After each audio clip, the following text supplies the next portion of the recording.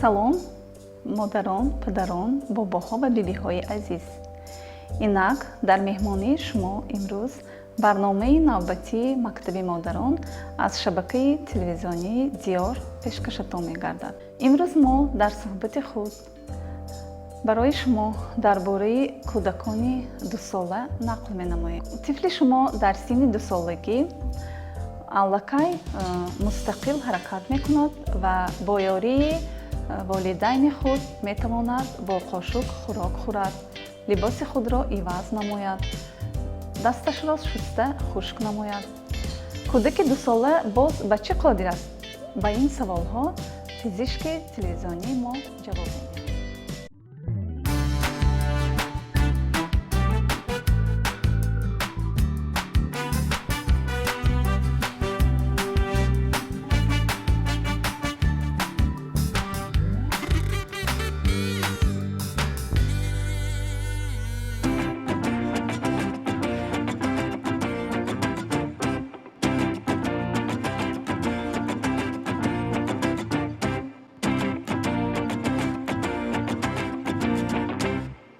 Маленькие дети до 2 лет, они могут спать еще 2 раза в день. Например, утренний есть сон и в обед. У детей 2-летних уже может быть 1 сон. Просто он становится, может быть, более продолжительным, до 3 часов.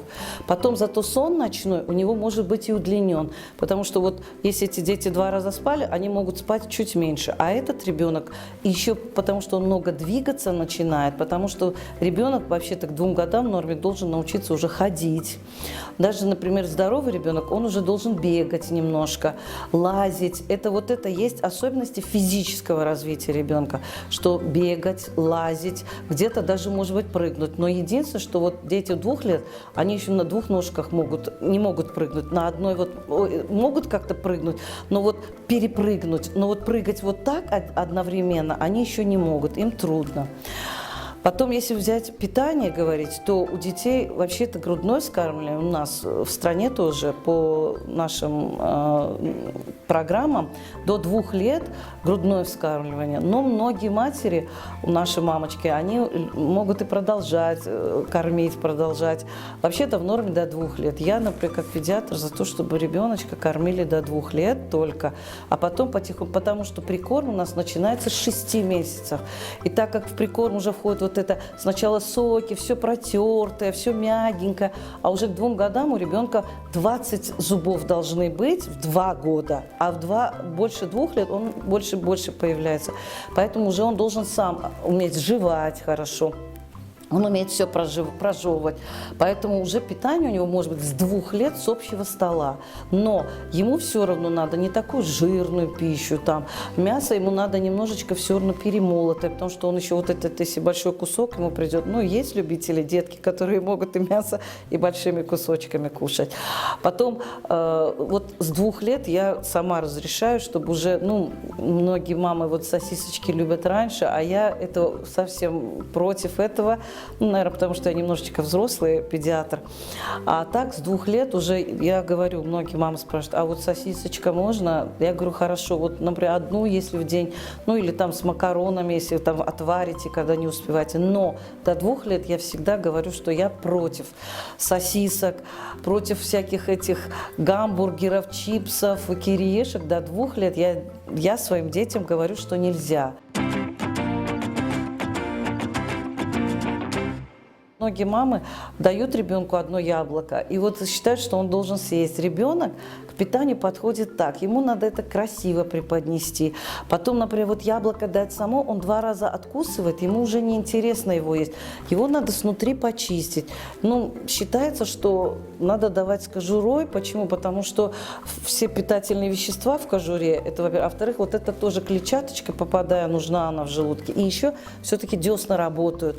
Но если ребенок еще не может, и мама видит, что там поперхивается, можно и кожуру почистить. Что еще, например, если фрукты обязательно каждый день, обязательно. Такого некоторые мамы говорят, он не кушает. Это тоже от того, что как приспособит мама. Потом говорю же опять, грудное вскармливание, я за то, чтобы питание было все-таки грудное до 2 лет, а потом потихонечку отучать. Еще если говорить об отучении от груди, от отнимания от груди, то многие мамы мамы, вот тяжело, вот он плачет, спит плохо. Да, любой ребенок это его любимое занятие, грудь матери, это общение, это близость к матери. Но поэтому, конечно, это отучить, это привычка, очень сильная привычка ребенка. Отучить сразу от этого очень тяжело.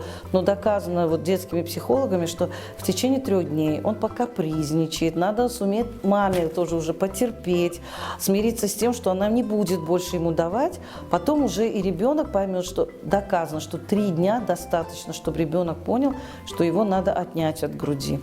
И вот если надо уметь замещать вот питанием, но это вот надо объяснять. Каждая мама сидим, мы вот на приемах объясняем, говорим, что вот если вы вот ему вот яблоко так дадите, вот если в йогурт даже взять, вот яблочко нарезать, это будет очень такой салатик фруктовый, вкусненький, вот красивенько, на тарелочку, посуду. Вот 2-летние дети, ну, они немножко отличаются от 3-летних. 3-летние уже как бы это их первый этап самостоятельности, а 2-летние, они еще и не самостоятельны, потому что вот все зависит от груди, от того, что они вот пока очень с мамой привыкшие до 2 лет, они вот держатся за вот то, чтобы его кормили грудью. Поэтому многим это мамам нравится самим, они согласны это делать, а по идее, вот чтобы он отучился и правильно рос, и уже вот больше играл, а не ходил за мамой, да, вот, ну, джиджи говорил, да, поэтому надо отучать и знать, что в 3 дня, в течение 3 дней ребенок от груди отвыкнет.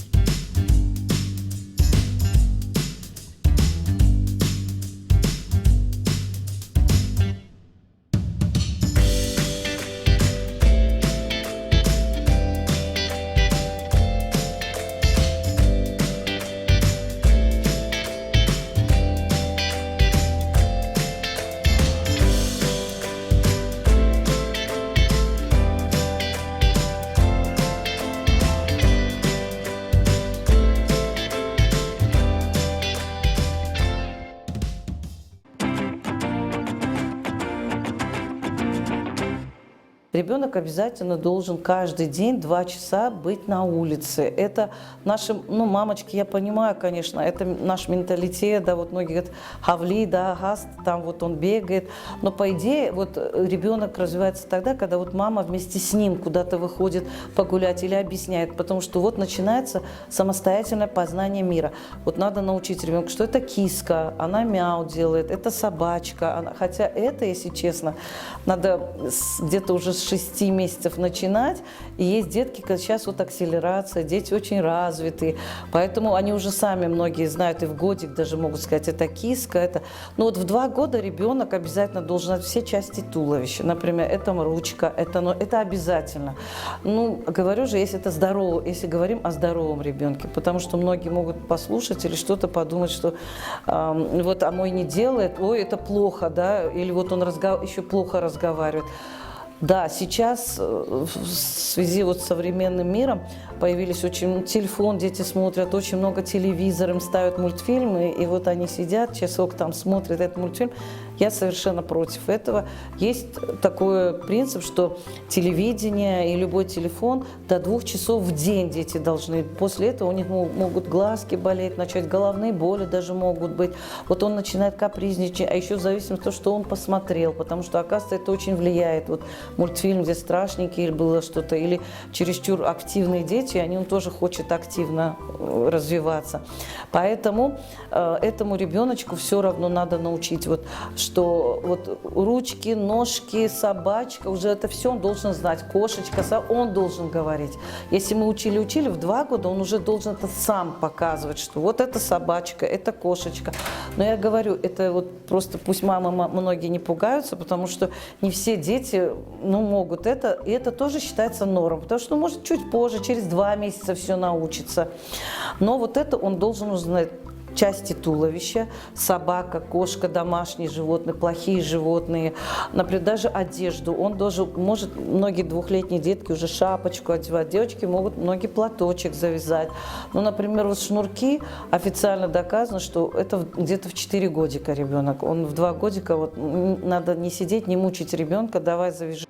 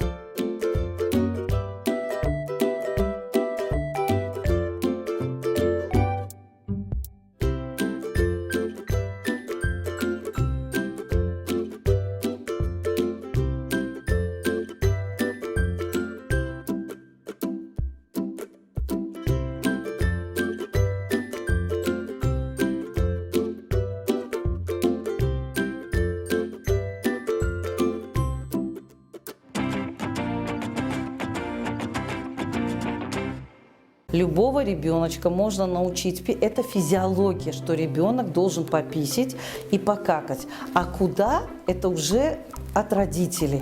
Что если есть мамочки, которые, даже я сама с 4 месяцев детей обучаю чушь и АА. И поэтому это тоже у детей в воспитании обязательно должны быть вот такие слова. Вот, например, если она его одевает, и он капризничает, можно его приучить «кычева мерим», «кычева мерим», «кычева мерим», и он будет верить, что... Но только никогда ребенка обмануть нельзя. Если «кычева» сказал, надо вести «кычева». Вот он будет одеваться и не плакать, он будет понимать, что надо потерпеть, одеть эту шапку, кофточку, все, и его поведут гулять. Также этот памперс, если говорить чушь, чушь, чушь, у ребенка вырабатывается привычка за 3 дня. Это доказано. Это, спасибо вам за вопрос. Это я всем говорю своим мамочкам. И все время я проэкспериментировала на своих детях, внуках. На всех эксперимент проведен. 3 дня достаточно. Просто мамы не хотят сами помучиться, потерпеть. Это лично мое мнение. Я буду его оспаривать всю жизнь. Это раз. Во-вторых, я, во-первых, против, почему немножко этих памперсов, потому что это синтетический абсолютно материал, который, особенно если летом или вот даже в нашем жарком климате, это обязательно вызывает у детей опрелости, это обязательно вызывает какие-то аллергические реакции. Да, ужасно, это потом невозможно снять. И вот многие мамы даже от памперса отходят, когда у ребенка проблемы начинаются, покраснение, вечно аллергические реакции, она потом несколько дней потерпит, вот обрабатывает, и потом говорит, ой, а он научился сам. Вот, но это плохо, что через как бы только аллергию и через какие-то проблемы он научился.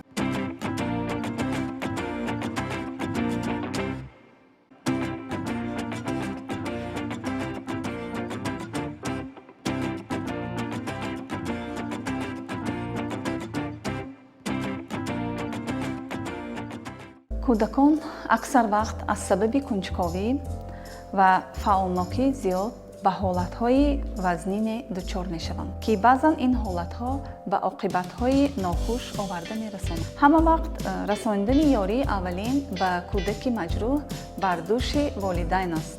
ва ҳоло ба мо ихтиёриёни ҳилоли аҳмар расониндани ёрии аввалинро нишон медиҳанд ва нақл мекунанд, ки чӣ гуна бояд ба кӯдак ёрии аввалини тиббӣ расонида шавад.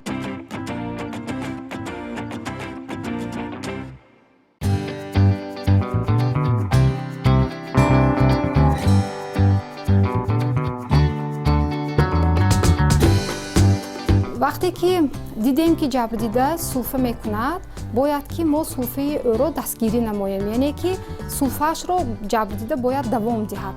бояд гуфтан дар кор аст ки сулфа кун, сулфа кун, сулфа кун ва бо роҳи сулфа кардан ашёи бегона аз роҳи нафас берун хориҷ мешавад. агар кӯдаки сину солаш аз 1 сола боло бошад, агар мо 5 маротиба ба тахтапушташ мезанем, бо як даст маҳкам медорем, барои он ки дар вақти задан ҷабрдида кӯдак наафтад, роҳи нафас озод нашавад, яъне ашёи бегона набарояд. бояд ки 5 маротиба ба шикам фишор оварем. фишорро чӣ хел овардан лозим аст? Як дастаморо мо мушт мекунем, бо дасти дигар гирифта ба шикам муштро монда, бо дасти дигар гирифта бояд ки 5 маротиба аз поён ба боло зер карда фишор оварем. агар ин ки кӯдакҳои аз рӯзи таваллуд то 1 сола кӯдакҳои ширхора бошанд, барои ба тахтапушти кӯдак задан мо бояд ки онро ба дасти худ хобонда, кӯдакро ба дасти худ хобонда, пойҳо дар ду тарафи даст ба болои зону оҳиста гузошта 5 маротиба аз поён ба боло ба тахтапушти кӯдак мезанем. аз поён ба боло 5 маротиба. дар ҳамин ҳолат ҳам роҳи нафас озод нашавад, баъд ба ҷои ҳамвор ба миз ё ба болои курсӣ кӯдакро оҳиста гузошта 5 маротиба бо 2 ангуштон ба қафаси сина маҳс мекунем. 1, 2, 3, 4, 5 ва ҳамин амалҳоро 5 маротиба задан ва 5 маротиба маҳси қафаси синаро то он даме ки роҳи нафас озод нашавад давом медиҳем.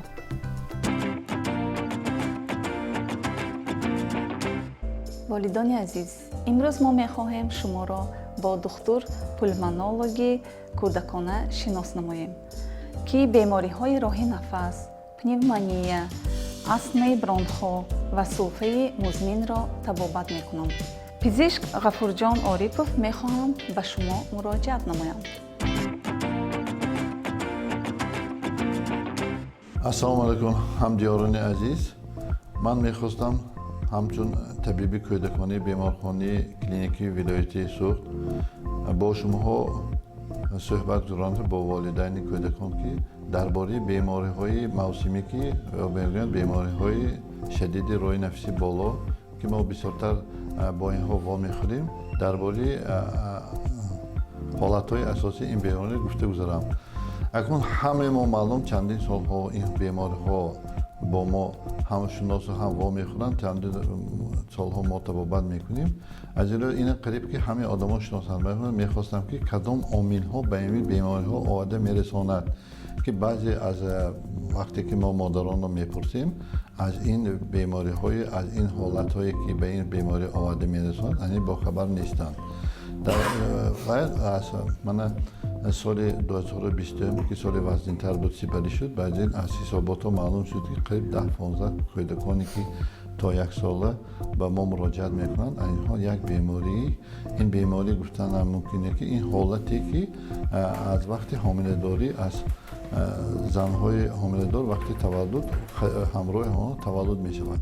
яъне ман гуфтане ки як васеъшавии ғадуди душоха мегӯянд ё ки ба забони русӣ ина вилочкови железа ин ё ки ҳамин ғадуди душоха дар қафаси сина ҷойгир аст, дар болои дил дар қафаси сина ҷойгир шуд, дар ду тарафи ҳамон роҳи нафас ё ки трахея аз ду тарафаш ҷойгир мебошад, миёна деворӣ мегӯянд, дар ҳамонҷо ҷойгир шудад.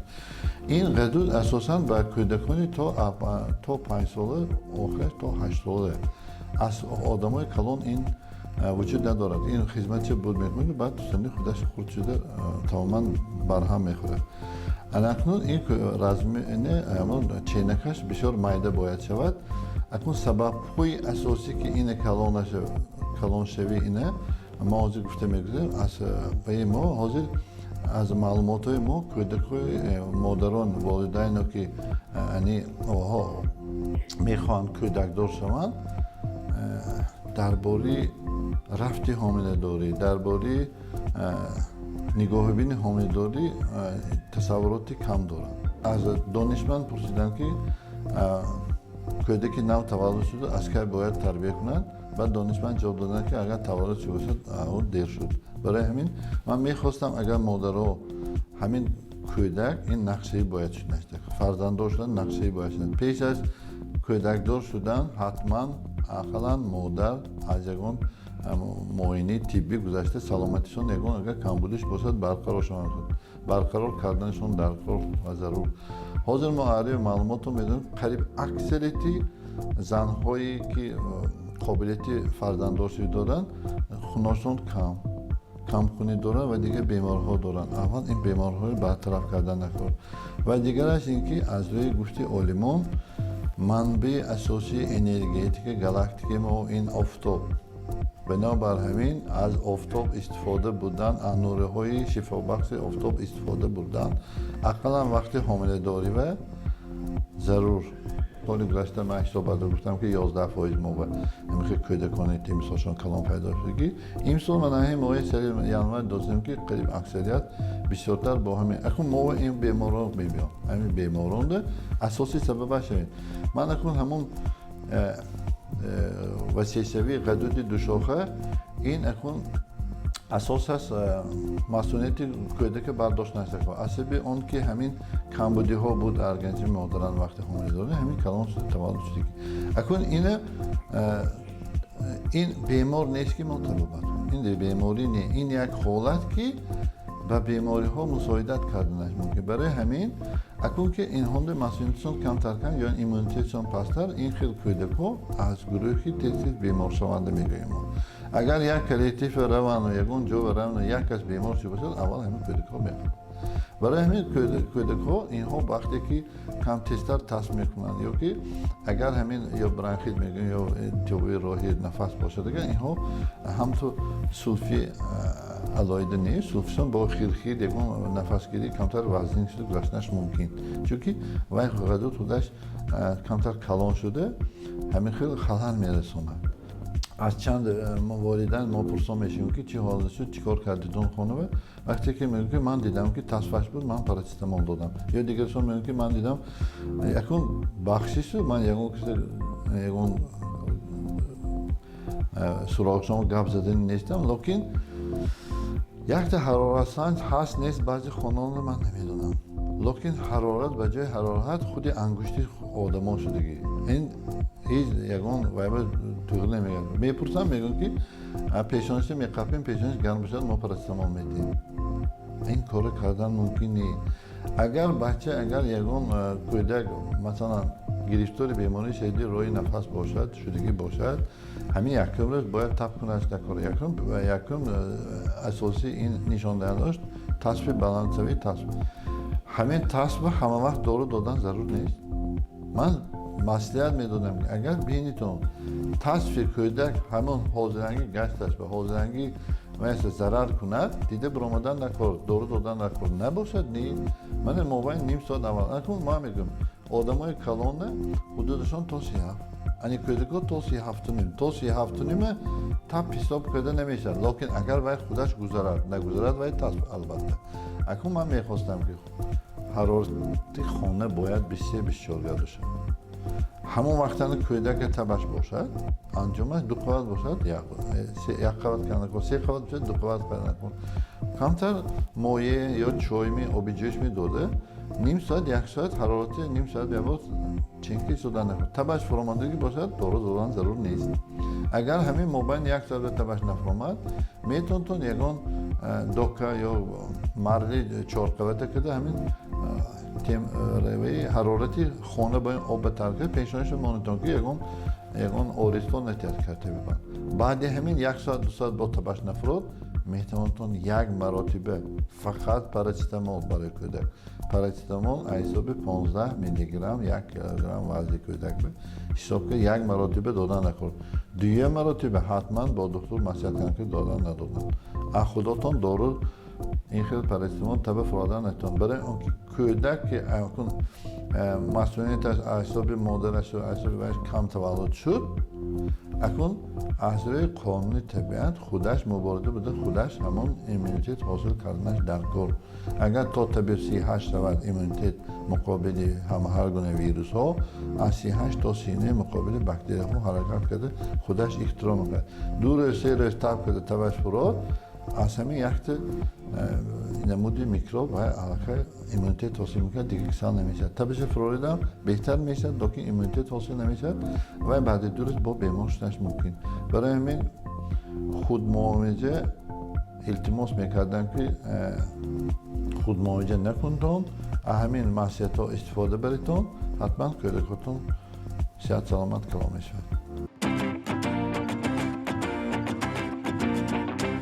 волидони азиз, мутахассисони маркази марворид ба шумо нақл мекунанд ки чаро бозӣ ба кӯдакон муҳим аст ва тамошои телевизион дар ин синну сол чӣ қадар ба онҳо зарар мерасонад.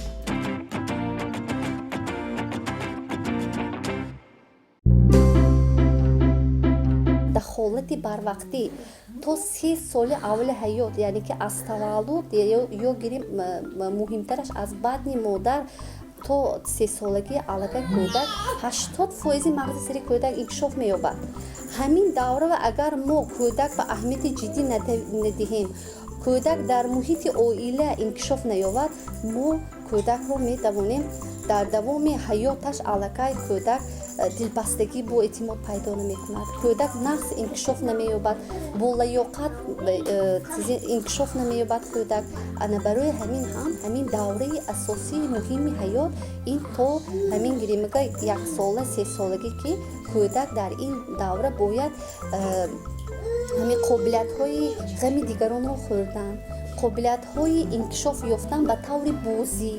Зеро ки кӯдак ҳоло ки таваллуд шуд, мо кӯдакро ба таври бозӣ ба ҳаёти мустақил чӣ мекунем? Омода месозем. Зеро ки ман ҳамин лоиҳаи муайян масалан гиримага ташкилоти мо ҳаёт дар оила махсус ба оилаҳо чӣ тавр бо кӯдакошон бозӣ карданро меомӯзонад. Ба кӯдакҳои дорои имконияти маҳдуд ва ба кӯдакҳое ки аз оилаҳои чӣ хел гӯям, оилаҳои камбизоат, аз оилаҳое ки мустақил нестанд, онҳо наметонанд ки ба ғайр аз модели тиббӣ боз модели иҷтимоӣ ҳаст.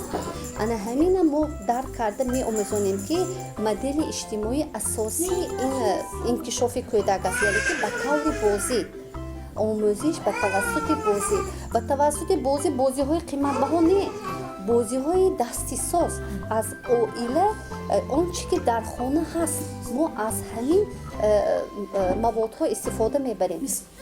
Масалан мисол гирем, агар кӯдаки 2 моҳа метавонем мо бакалачкаҳоро рангоранг карда истода, ана ҳамонҳоро мо бакалачкаи гулнашба ҳар хел чизое андохта тарафи чап ба рост ба нигоҳ медоронем. Кӯдак ана ҳамин рангаҳо ва обҳои моеъе ки дар он ҷо дохилаш ҳаст, ана ҳамонро дида истода ба тарафи рост чап нигоҳ мекунад. Нигоҳи кӯдака мо мефаҳмем ки кӯдак чашмаш чӣ бино аст. Боз метавонем масалан шақшақаҳо, мо дурни бакалачка ва ҳама чизои нахӯд, ҳамиха чизои партофта истода чӣ овозашро мебаронем, кӯдак ба тарафи чап рост нигоҳ мекунад, мефаҳмем ки шунавоишаш наст аст. Агар гирем, агар монда хона монда ҳамо монда губкаҳо ҳастанд, губкаҳои шахшӯл ҳаст, мо ҳамин кӯдакҳои вақте ки ба дастҳояшон мемолем, кӯдакҳо ба он чӣ мекунанд, ба ламс карда ҳис мекунанд. Мо медонем ки ҳамин ҳар як лелакчаҳои монда чӣ ҳаст, сигналҳое ки мағзи сар инкишоф меёбад аст. Ана барои ҳамин ин муҳим аст ки аз маводҳои дастисоз, бозичаҳои дастисоз мо истифода барем. Бо модаронро низ мо бо ҳамин омӯзонем оиларо, зеро ки оилаҳо намедонанд ки аз маводҳои дастисоз кӯдакро чӣ инкишоф додан мумкин аст. То синни 1 солагӣ ин даврава мо бояд бозичаҳои чӣ хел интихоб кунем, бозичаҳое ки ба бехатарӣ мувофиқ аст, зеро ки кӯдакҳои то 1 сола бозиҳои калонро истифода буданд. Бозиҳои майда ба онҳо масалан гирем ба гулешон флёр буданашон мумкин, ё ки гирем мо бозиҳои тез шуста истода намода бо чизҳои хлор, ҳамихел чизҳо, зеро ки ин ҳама ин аз рӯи гигиена, аз рӯи бехатарӣ хеле муҳим аст. Мо вақте ки ҳамин маркази мо ва кӯдакҳо инкишофёбӣ мебиём, мо бо онҳо корҳои инфиродӣ, корҳои гурӯҳӣ мегузорем, албатта бозиҳои истифода мебарем. Ин бозиҳои мо чӣ тавр истифода мебарем? Ба сину солашон нигоҳ карда, вақте ки кӯдак 1 сола аст, бисёртар бо онҳо ҳиссиёташонро бедор мекунем. Дидан, шунидан, бӯй кардан, ламс кардан, тандармонома мана дилафрӯзхон, он кас асосан чӣ мекунанд? Пропресепсия, мувозинатро нигоҳ доштан, сарашро масалан кӯдаки масалан навзод гиридага таваллуд шуд, бояд ки то 2 моҳа аллакай сарчашро чӣ кунад? Ҷумонад. Вақте ки чапа хоравонда мемонед, калачашро бардорад. Ана ҳамин марҳилаҳои синну солиро албатта ба кӯдакҳо мо меомӯзонем. Мо ҷиҳатҳои қавии кӯдак ба нигоҳ мекунам, на он ки заиф ба ҷиҳатҳои қавии кӯдак ба, зеро ки агар мо ҷиҳатҳои қавии кӯдак масалан кӯдакча 1 сола, лекин инкишофаш ба 6 моҳа мувофиқ аст, мо мегӯем ба оилаш ки кӯдаки шумо чиро метавонад, на он ки чиро наметавонад, чиро метавонад. Вақте ки мо ин саволро медиҳем, модар устуворона бо табассум мегӯяд ки кӯдаки ман ба дасташ бозиро қабида метавонад, кӯдаки ман сарчашро дошта метавонад, ва мо ана ҳамин инкишофро чӣ мекунем? Давом медиҳем. Аз ҳамин марҳилаи 6 моҳа 7 моҳа мегузорем, қадам ба қадам модар хурсанд мешавад ки кӯдаки ман ана ҳамин марҳиларо пайдақай оҳиста ба вай ба сом расонида истодааст. Ҳозир инҷо масалан ним саат 1 саат кӯдаки бозӣ медоронем, кӯдака инкишоф медиҳем, бояд оила ҳамин тарзи бозия, тарзи вақтгузаронии хонашонро давом диҳанд. Масалан гирем агар ин бозӣ мо масалан нишаста ҳама бозӣ мекунанд, модар, биби, бобо, ин фақат масалан гирем агар ним саат 1 саат не, ин дар тӯли ҳамин ревиши кор вақте ки кӯдак ба тувакшинонӣ меомӯзонида, ба таври бозӣ, тувакшинонӣ низ ба таври бозӣ, алал хусус ба ҳамин синни 1 солагӣ, ба вақте ки қойчоқчӣ мегириду тувакчӯ мешинонӣ, мегӯяд ки ана ин тувакчава шиш биё туям мешини ба таври бозӣ кӯдакро омӯзон досто хӯрокхӯриам ҳамин хел ба таври бозӣ биё қӯйчоқчаба хӯрок додим анакнун дидими чӣ хел хӯрок додим сачоқча андохтем гарданчашба сачоқчаша мондим дасти ростака дигиб дасташа аввал шуст мо ҳама чиза ба таври бозӣ меомӯзонем ин ба масалан соат вақт дар кор не ин ба ҳамин давоми рӯз ба бояд ки модар ихтироъкор бошад бояд модар эҷодкор бошад ана ҳамин ба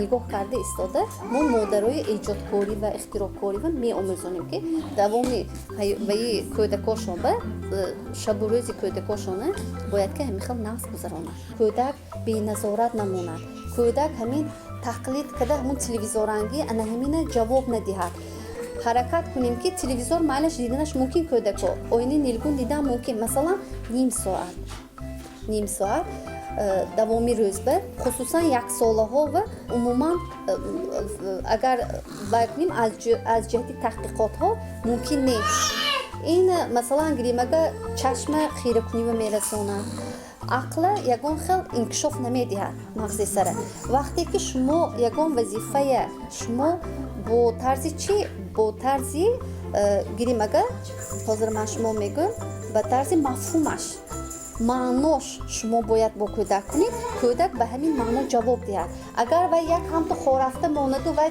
оини нилгун як хел дар он ҷо авоз буровода хорад кӯдак ҳечиро ёд намегирад ва авора мешад халос оила бояд бо кӯдак корбарӣ кунад на танҳо модар зеро ки модар хӯрок мепазад модар рӯчин мекунад модар гиримага 24 соат бо кӯдакаш ҳаст падар масалан гиримага монда шуда мебиёд аз кор падар бояд ки музди меҳнат гирон омада рӯзғора ҷумонад лекин мо ҳамино ба дӯши оила мерасонем ки мо ташрифи хонагӣ дорем дар ин барномаи мо ташрифи хонагӣ аст вақте ки ба ташрифи хонагӣ меравем мо муҳити оилакӣ шинос мешем ки асосан ки дар ҳамон муҳити хона роҳбар аст роҳбар бо ҳамон гапи ҳамон ҳама корбарӣ мекунанд ва мо ба ҳамон дӯши он кас мерасонем ки бояд ки масалан биби бобо мо аз қадиму аём мова ҳар хел бозиҳои масалан гиримага халқӣ бозиҳои халқӣ сурудҳои халқӣ то ба мо расида омадааст мо ҳаракат мекунем ки ана ҳамин бозиҳои халқие ҳамроҳи бобо биби додари калонӣ додари хурдӣ ва падару модар ҳамроҳ бо ҳамин кӯдак бозӣ кунанд зеро ки вақте ки ҳамроҳ ҳама сарҷам аст кӯдак чиро мебинад модели хонаро мебинад ана ҳамин модели хонаро ки кӯдак дид кӯдак ана ҳамин ба таассуб карда ана ҳамин хел ба воя мерасад албатта ҳамин муҳим аст ки мо ҳамин масалан гиримага то 3 солагӣ падар модар биби бобо ҳама баробар бо кӯдак корбарӣ намоянд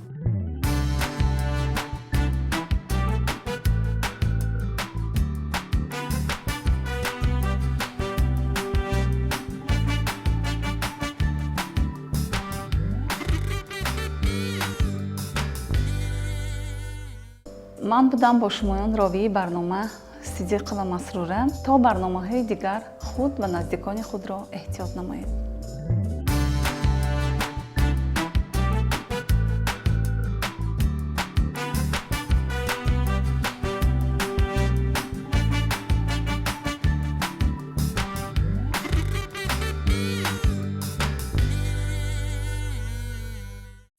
барномаи телевизионии мактаби модарон қабули аксҳои фарзандони шуморо эълон мекунад. аксҳои ҷолиби писарон ва духтароне аз синни 1 то 8 соларо ба озмуни аксҳо пешниҳод кунед. ногуфта намонад, ҳолатҳои воқеӣ ва ё ғайри оддӣ қабул карда мешавад. акс бояд бозгӯи як лаҳзаи ҷолиби ҳаёти фарзандони шумо бошад ва дар он имзо, ному насаб ва сину солаш сабт карда шавад. аксҳо дар охири ҳар як барномаи мактаби модарон намоиш дода мешавад. рақами телефон барои маълумоти бештар 92 606 18 93. такрор мекунам 92 606 18 93. шитобед.